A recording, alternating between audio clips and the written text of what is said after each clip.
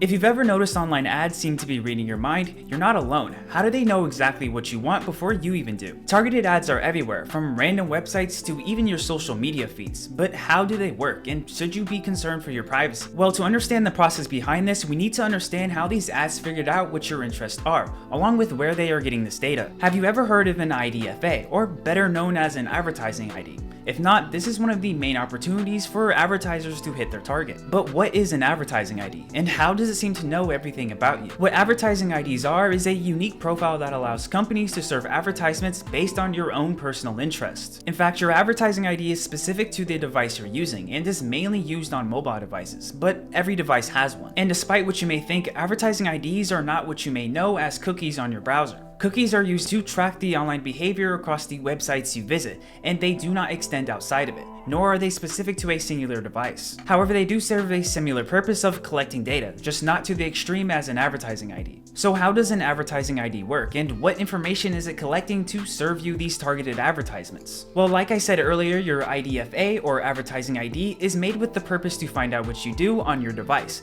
and that device only. This means that each device you own will have its own unique ID or profile on what you are doing, along with how you interact with the advertisements being served. And you're probably wondering what data is being collected to help these advertisers. When I say everything is being tracked, I mean it. Some of the data that is included are things like what apps you download or open, along with what you're doing inside those apps, such as in-app purchases. Your ID will also take notes of the type of ads you watch, click, or skip, and even your browsing patterns across the internet. For example, items you may have recently searched for, or the type of websites that you visited. Chances are you may receive an ad for it. Now, your advertising ID, believe it or not, does not hold any information regarding your personal details like your name or phone number, so there is no direct identification to tie you with that ID. But you could argue that data like that isn't needed when you can just re-identify a person based on what was recorded. So what privacy do you really have, knowing that everything you do is being recorded in some type of way? In this case, although your advertising ID doesn't directly identify you, it does obviously lead to some privacy concerns, especially when what you're doing on your personal device is being sold to big companies for the purpose of advertising. Now, these big companies have been receiving pushback. In fact, if you watch the news, you may have seen some big CEOs being questioned by government officials about this issue. For example, Meta, which you might know as Facebook, along with its CEO, Mark Zuckerberg. And some companies have become a little bit more transparent about this topic.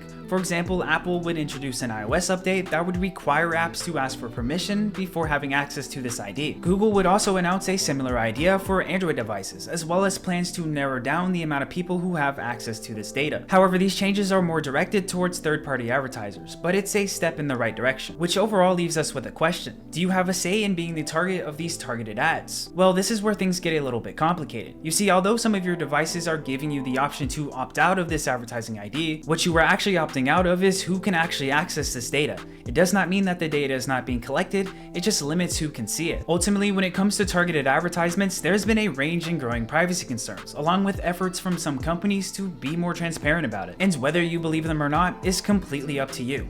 But that's it for this video. If you liked it, feel free to subscribe. And yeah, peace.